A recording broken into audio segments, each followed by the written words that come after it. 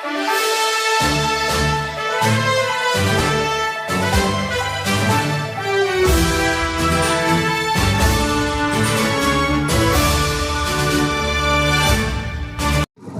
नमस्कार. नमस्कार. एक नंबर प्रभागातून या निवडणुकीला सामोरे जात आहे. जनतेसमोर जाताना कोणकोणते मुद्दे घेऊन तुम्ही या निवडणुकीमध्ये सामोरे जाता? विकासाचे मुद्दे घेऊन आम्ही समोर जाणार आहे जनतेच्या.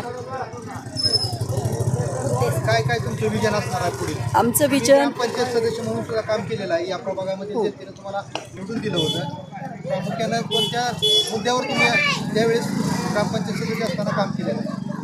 आमचे मुद्दे हे राहणार आहेत की गटारीचे प्रश्न आहेत, रस्त्याचे प्रश्न आहेत, पाण्याचे प्रश्न आहेत, विजेचे प्रश्न आहेत. आमचं हे विजन असणार आहे. महत्त्वाचं म्हणजे काय आहे की काकेसाहेब या महिलांमधून इथं उमेदवार असणार आहेत. मी पुरुष गटातून उमेदवार असणार आहे.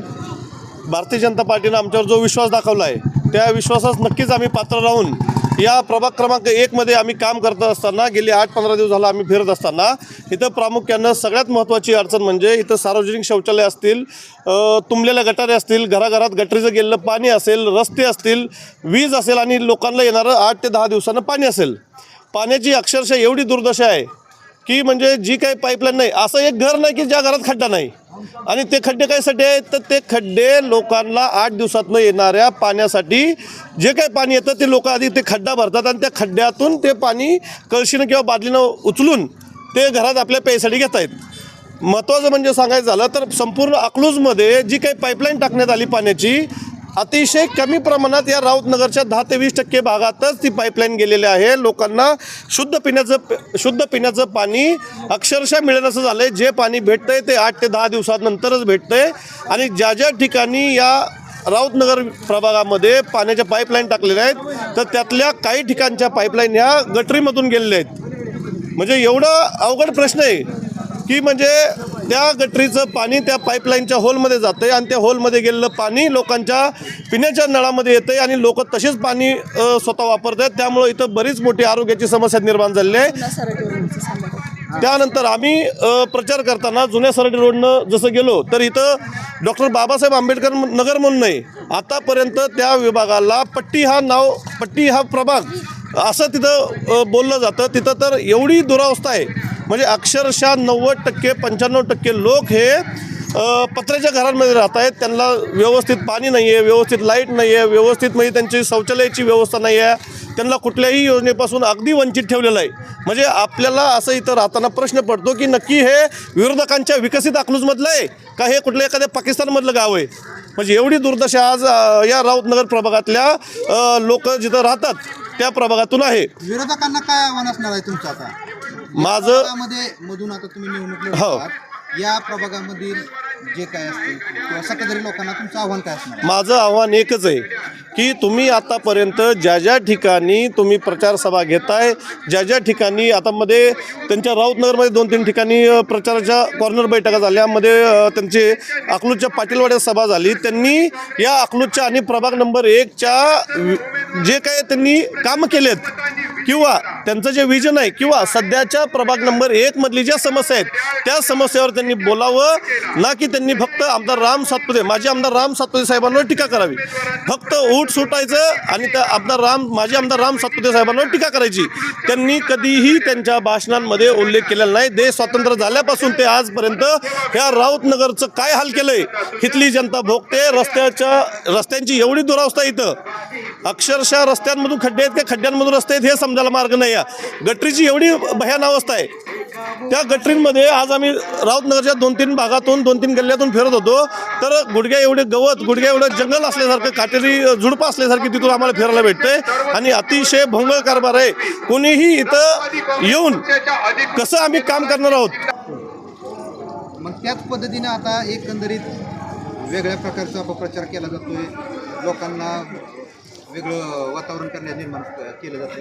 कसं पाहता त्या गोष्टी? मला काय म्हणायचं आहे, जे कोण वेगळं वातावरण करायचा प्रयत्न करतं आहे त्या वेगळं वातावरण तयार करणाऱ्या लोकांना माझी एवढीच विनंती असणार आहे की त्यांनी या 1 नंबर प्रभागामध्ये म्हणजे 1 नंबर प्रभाग जिथून चालू होतो जुना सराटी रोड ते जिथं संपतो ते आमचे डॉक्टर बाबासाहेब आंबेडकर नगर तिथपर्यंत त्यांनी फक्त एकदा चलत यावं, लोकांच्या दोन्ही बाजूला बघावं आणि त्यांनीच ठरवावं की नक्की आम्ही आतापर्यंत या भागाचा विकास केला आहे का विकासापासून हे सगळेच्या सगळे लोक वंचित ठेवलेत.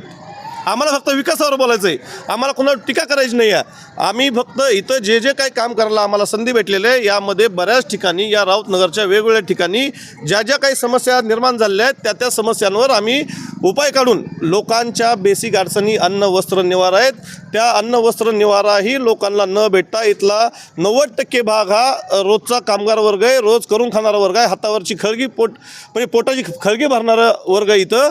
आणि ह्या सगळ्या लोकांना दैनंदिन जीवन जगत असताना अन्न वस्त्र निवारा त्यासोबत चांगलं पाणी, त्यांचं आरोग्य, त्यांची स्वच्छता, त्यांचे चांगले रस्ते, त्यांच्या आरोग्याशी असणाऱ्या गटारी आणि त्यांचं जे काही शौचालयाचा प्रश्न आहे तो प्रश्न, ह्या सर्व प्रश्नांची उत्तरं हे प्रस्थापितांनी पण द्यावीत. आणि आम्ही तर ते आम्हाला निवडून दिल्यानंतर आम्ही आमच्या कामाच्या माध्यमातून ते दाखवणार आहोत.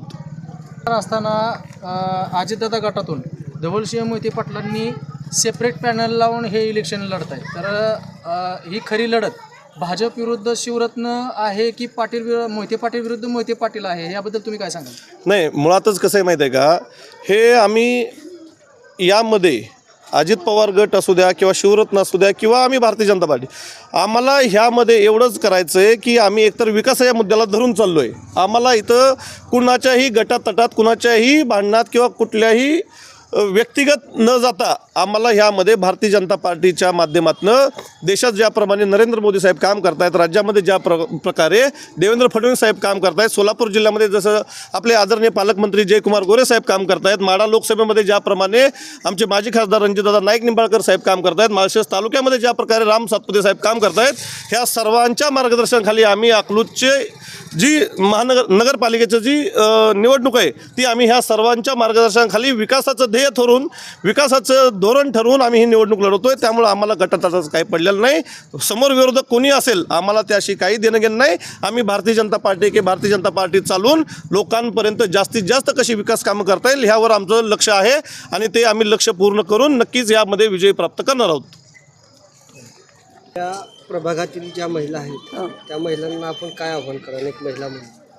मी महिलांना एवढंच आवाहन करेन की महिलांच्या हाताला काम नाही आहे आणि दुसरी गोष्ट म्हणजे महिलांच्या हाताला काम नाही आहे आणि दुसरी गोष्ट म्हणजे शौचालयाची.